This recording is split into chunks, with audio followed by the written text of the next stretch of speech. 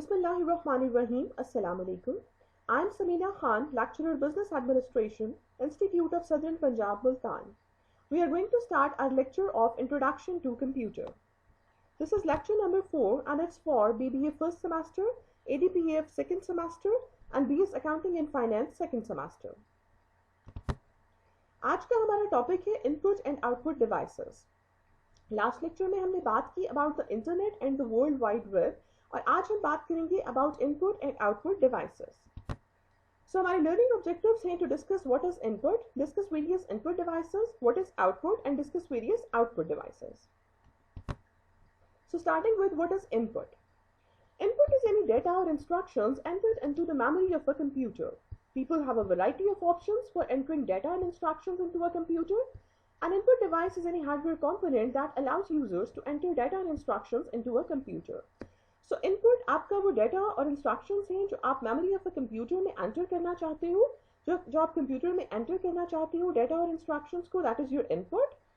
So we have variety of options. हम different options use कर रहे होते हैं data को enter करने के लिए computer में. इनपुट डिवाइस आपकी वो हार्डवेयर कंपोनेंट होता है जो आपको अलाउ करता है कि आप किस तरह से डाटा और इंस्ट्रक्शंस को एंटर करो कंप्यूटर में. So keyboard and pointing devices की हम बात करते हैं कि two of the more widely used input devices आपके कीबोर्ड और माउस हैं. कीबोर्ड और माउस को हम इन डिटेल अभी डिस्कस करेंगे. As all of us know, most computers include a keyboard और कीबोर्डिंग कैपेबिलिटीज. माउस आपकी पॉइंटिंग डिवाइस है क्योंकि ये आपको अलाउ करती है कि आप पॉइंटर को कंट्रोल कर सको on the screen. Graphical user interface में पॉइंटर आपका स्मॉल सिंबल होता है, आपकी स्क्रीन पर स्मॉल सिंबल होता है जिसकी लोकेशन और शेप को चेंज किया जा सकता है. जिस तरह से आप पॉइंटिंग डिवाइस को मूव करते हो तो आप पॉइंटर की जो लोकेशन है और शेप है उसको चेंज कर सकते हो. पॉइंटिंग डिवाइस आपके सेलेक्ट कर सकती है टेक्स्ट को, ग्राफिक्स को और दूसरे ऑब्जेक्ट्स को, क्लिक बटन्स, आइकन्स, लिंक्स और मेन्यू कमांड्स को. सो कीबोर्ड की अगर हम बात करें तो हम कहते हैं many people use a keyboard as one of their input devices. A keyboard is an input device that contains keys user press to enter data and instructions into a computer. So keyboard आपकी वो input device है जिस पर keys होती हैं. उन keys को आप प्रेस करते हो डाटा और इंस्ट्रक्शंस को कंप्यूटर में एंटर करने के लिए. Most of the today's desktop computer keyboards are enhanced keyboards. और जब हम इनहैंस्ड कीबोर्ड्स की बात करते हैं हम कहते हैं इनमें 12 or more function keys होती हैं along the top और set of arrow and additional keys का भी एक set होता है between the typing area and numeric keypad. तो function keys आपकी special keys होती हैं जो programmed होती हैं कंप्यूटर को commands issue करने के लिए. So हम enhanced keyboards की हमने बात की.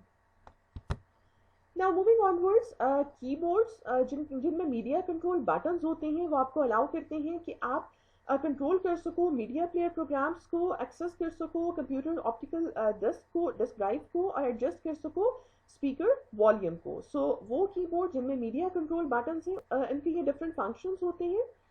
इसी तरह से इंटरनेट कंट्रोल्स आपको अलाउ करते हैं कि आप ईमेल ओपन कर सको, वेब ब्राउजर स्टार्ट कर सको और इंटरनेट सर्च कर सको. अब डेस्कटॉप कंप्यूटर्स यूजुअली अटैच होती हैं via cable to a USB port on a system unit. कुछ कीबोर्ड्स हार्डवेयर वायर्स यूज नहीं कर रहे होते. वायरलेस कीबोर्ड या आपका जो कॉर्डलेस कीबोर्ड है वो आपका बैटरी पावर डिवाइस होता है जो ट्रांसमिट करता है डाटा को सिस्टम यूनिट तक वायरलेस टेक्नोलॉजी को यूज करते हुए, जैसा कि रेडियो वेव्स हो सकती हैं, आप ब्लूटूथ टेक्नोलॉजी यूज कर रहे होते हो या इंफ्रारेड लाइट वेव्स को यूज किया जा रहा होता है. सो आपके डेस्कटॉप कंप्यूटर्स के साथ आपके कीबोर्ड्स अटैच होते हैं थ्रू वायर्स, केबल के थ्रू हो सकते हैं या फिर वायरलेस कीबोर्ड्स भी हो सकते हैं जिसमें ब्लूटूथ टेक्नोलॉजी या इंफ्रारेड लाइट वेव्स यूज हो रही होती हैं. इसी तरह से जब हम बात करते हैं कि regardless of size, many keyboards have a rectangular shape with the keys aligned in straight horizontal rows. Users who spend a lot of time typing on these keyboards sometimes experience repetitive strain injuries of their wrists and hands. For this reason, some manufacturers offer ergonomic keyboards which have a design that reduces the chances of wrist and hand injuries. तो regardless of size हम अगर बात करें तो keyboards जो हैं इनकी rectangular shape होती है और इनकी कीज अलाइंड होती हैं स्ट्रेट हॉरिजॉन्टल रोज में. अब वो यूजर्स जो बहुत सारा टाइम स्पेंड कर रहे होते हैं टाइपिंग पर, इन कीबोर्ड्स पर टाइपिंग पर टाइम स्पेंड कर रहे होते हैं, उनको प्रॉब्लम हो सकता है रेपिटेटिव स्ट्रेन इंजरीज का रिस्ट और हैंड की स्ट्रेन इंजरीज का प्रॉब्लम हो सकता है, जैसे हमने पहले भी बात की कि सर्टेन हेल्थ इश्यूज होते हैं जो आपको फेस करना पड़ सकते हैं अगर आप बहुत सारा टाइम कंप्यूटर्स पे स्पेंड कर रहे हो। इसलिए ये मैन्युफैक्चरर्स जो हैं अब एर्गोनॉमिक कीबोर्ड्स को मैन्युफैक्चर कर रहे हैं। अब ये जो एर्गोनॉमिक कीबोर्ड्स होते हैं इनका डिज़ाइन इस तरह से होता है कि आपकी जो रिस्ट और हैंड इंजरीज हैं उनको कम किया जा सके, उनके चांसेस को कम किया जा सके। जब हम एर्गोनॉमिक्स की बात करते हैं हम कहते हैं एर्गोनॉमिक्स का जो गोल है वो कंफर्ट, एफिशिएंसी और सेफ्टी को इनकॉर्पोरेट करना है आपके वर्क प्लेस के डिज़ाइंस में। सो एर्गोनॉमिक कीबोर्ड्स आपको अब इंट्रोड्यूस किया जा रहा है ताकि हेल्थ इश्यूज को रिजॉल्व किया जा सके। इसी तरह से keyboards for mobile computers and mobile devices की जब हम बात करते हैं तो हम कहते हैं नोटबुक कंप्यूटर्स और कुछ हैंडहेल्ड कंप्यूटर्स, स्मार्टफोन्स और दूसरी जो मोबाइल डिवाइसेस हैं इनमें कीबोर्ड बिल्ट इन होता है in the top of the system unit. और इन ये जो स्मॉल आपके कंप्यूटर्स हैं और डिवाइसेस हैं इनमें कीबोर्ड्स भी स्मॉलर होते हैं और इनमें कीज कम होती हैं as compare to desktop computer keyboards. अब वैरायटी ऑफ ऑप्शंस होते हैं आपके पास स्मार्टफोन्स पर टाइप करने के लिए। आपके पास ऑन स्क्रीन कीबोर्ड्स भी हो सकते हैं where you press the on screen keys using the stylus और योर फिंगर। तो डिफरेंट ऑप्शंस हो सकते हैं आपके पास मोबाइल डिवाइसेस में और आपके जो कंप्यूटर्स हैं और जो आपके स्मार्टफोन्स हैं इनमें डिफरेंट आपके कीबोर्ड्स हो सकते हैं, डिफरेंट वेज हो सकते हैं कि जिससे आप अपना डाटा एंटर कर रहे होते हो। अब हम बात करते हैं माउस की। So, talking about mouse, most desktop computer users today have some type of optical mouse which uses devices that emit and sense light to detect mouse movements. Some use optical sensors and others use a laser. The latter often referred to as laser mouse. तो जो आपके desktop computers हैं उस पर हम optical mouse use कर रहे होते हैं। अब ऑप्टिकल माउस जो है वो एमिट करता है और सेंस करता है लाइट को। माउस की मूवमेंट को डिटेक्ट करने के लिए लाइट एमिट हो रही होती है और सेंस हो रही होती है। अब जब ऑप्टिकल सेंसर्स आप जिन माउस में यूज़ हो रही हैं उनको हम ऑप्टिकल माउस बोलते हैं और जिनमें लेज़र टेक्नोलॉजी यूज़ हो रही है उनको हम लेज़र माउस कहते हैं। सो मोबाइल यूज़र्स जो प्रेजेंटेशंस पे काम कर रहे होते हैं वो प्रेफर करते हैं माउस को जिसमें एडिशनल बटन्स हों। स्लाइड शो के लिए और मीडिया को कंट्रोल करने के लिए एडिशनल बटन्स जिन माउस में होते हैं तो जो आपके मोबाइल यूजर्स हैं जो प्रेजेंटेशंस पर काम कर रहे होते हैं वो उनको प्रेफर करते हैं। It works similar to a remote control. इसके अलावा जब हम एयर माउस की बात करते हैं हम कहते हैं an air mouse is a type of motion sensing mouse that in addition to typical buttons allows you to control objects, media players, and slideshows by moving the mouse in a predetermined direction through the air. For example, raising the mouse up might increase the volume of your media player. तो air mouse जो कि आपका motion sensing mouse है, in addition to the typical buttons, ये आपको allow करता है कि आप control कर सको objects को, media players को और slideshows को किस तरह से by moving the mouse in a pre determined direction के डिफरेंट डायरेक्शंस में माउस को जब आप मूव करोगे तो डिफरेंट आपके जो ये कंट्रोल्स और फंक्शंस हैं ये परफॉर्म हो रहे होंगे। फॉर एग्जांपल यहाँ पे जो एग्जांपल दी हुई है रेजिंग द माउस अप, ये आपके वॉल्यूम को इंक्रीज कर सकता है। Now a mouse connects to a computer in several ways. Many types connect with a cable that attached to a USB port or a mouse port on the system unit. A wireless mouse or cordless mouse is a battery-powered device that transmits data using wireless technology such as radio waves or infrared light waves. Mouse भी आपके computer के साथ या तो attach होंगे through a cable या फिर आपके पास जो दूसरा ऑप्शन अवेलेबल है that is battery powered cordless mouse का ऑप्शन है जो डाटा को ट्रांसमिट कर रही होती है वायरलेस टेक्नोलॉजी यूज करते हुए such as radio waves, Bluetooth और इंफ्रारेड लाइट वेव्स की टेक्नोलॉजी को हम यूज कर रहे होते हैं। Now talking about trackball, touchpad and pointing stick. A trackball is a stationary pointing device with a ball on its top or side. Trackball आपकी stationary pointing device है और with a ball और वही side पे भी हो सकती है ball और top पे भी हो सकती है। Touchpad is a small flat rectangular pointing device that is sensitive to pressure and motion.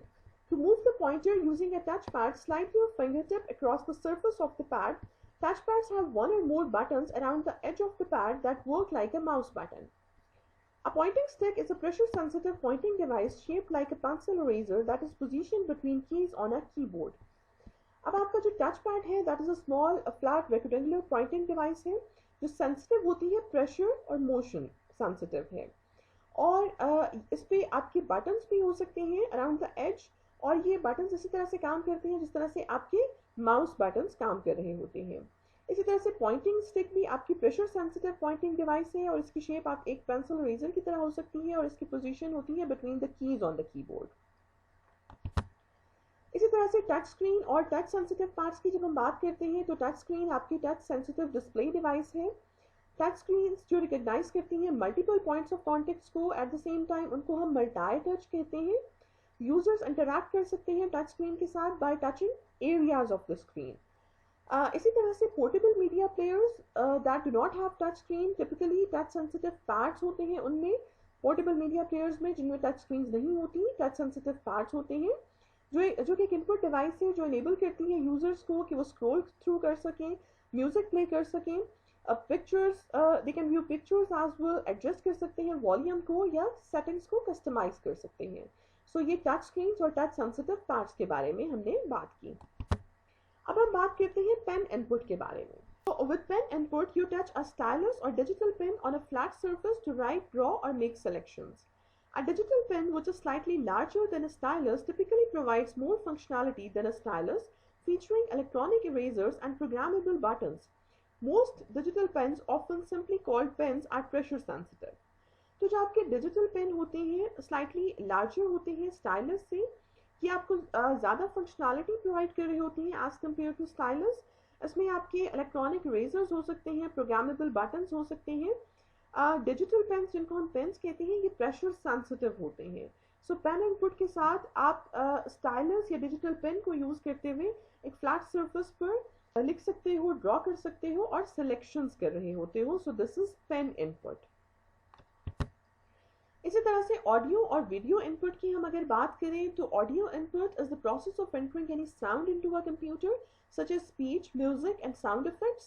To enter high quality sound into a personal computer, the computer must have a sound card. Video input is a process of capturing full motion images and storing them on a computer storage medium such as hard disk or optical disk. अब audio input वो process है जिससे आप sound enter कर रहे होते हो computer में, जिस तरह से स्पीच हो गई, म्यूजिक या साउंड इफेक्ट्स को आप कंप्यूटर में जब आपने ऑडियो इनपुट को ऐड करना होता है तो आप ऑडियो इनपुट डिवाइसेस को यूज़ कर रहे होते हो। इसी तरह से वीडियो इनपुट, इसमें आप जो है वो कैप्चर कर रहे होते हो फुल मोशन इमेजेस को और फिर स्टोर कर रहे होते हो कंप्यूटर स्टोरेज मीडियम पर। Now scanners and reading devices, अगर हम स्कैनर्स और रीडिंग डिवाइसेस की बात करें तो हम कहते हैं कुछ इनपुट डिवाइसेस जो हैं वो आपका टाइम सेव कर रही होती हैं क्योंकि वो डायरेक्टली डाटा कैप्चर कर रही होती हैं सोर्स डॉक्यूमेंट से जो ओरिजिनल फॉर्म ऑफ डाटा है। सोर्स डॉक्यूमेंट्स के एग्जांपल में आपके टाइम कार्ड्स आ जाते हैं, आपके ऑर्डर फॉर्म्स आ जाते हैं, invoices, pay cheques, advertisements, brochures, photos, inventory tags और other type of documents that contain data to be process. तो ये आपके सोर्स डॉक्यूमेंट्स हो सकते हैं।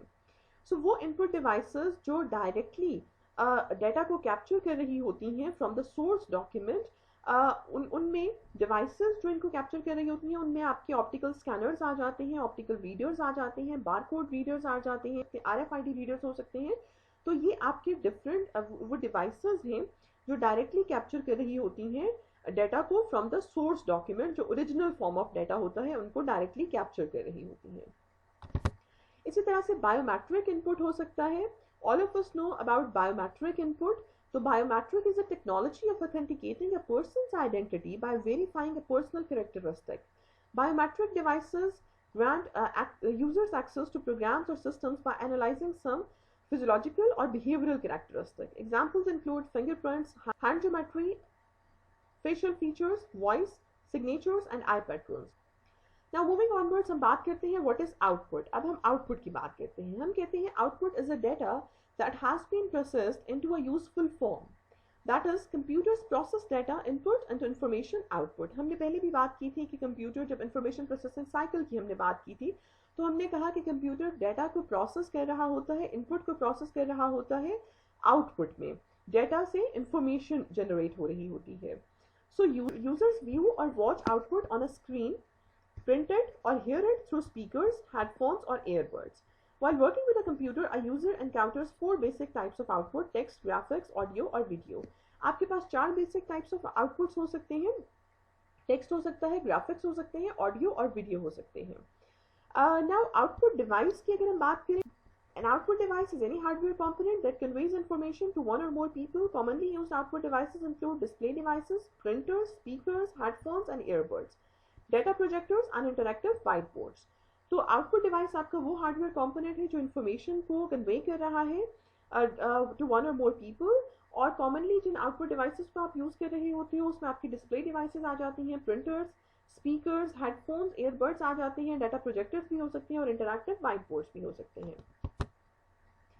नाउ डिस्प्ले डिवाइस की अगर हम बात करें तो हम कहते हैं ये वो आउटपुट डिवाइस है जो विजुअली कन्वे करती है टेक्स्ट को, ग्राफिक्स को और वीडियो इंफॉर्मेशन को। डेस्कटॉप कंप्यूटर्स टिपिकली मॉनिटर, आपके पास मॉनिटर होता है डेस्कटॉप कंप्यूटर्स में एज अ डिस्प्ले डिवाइस।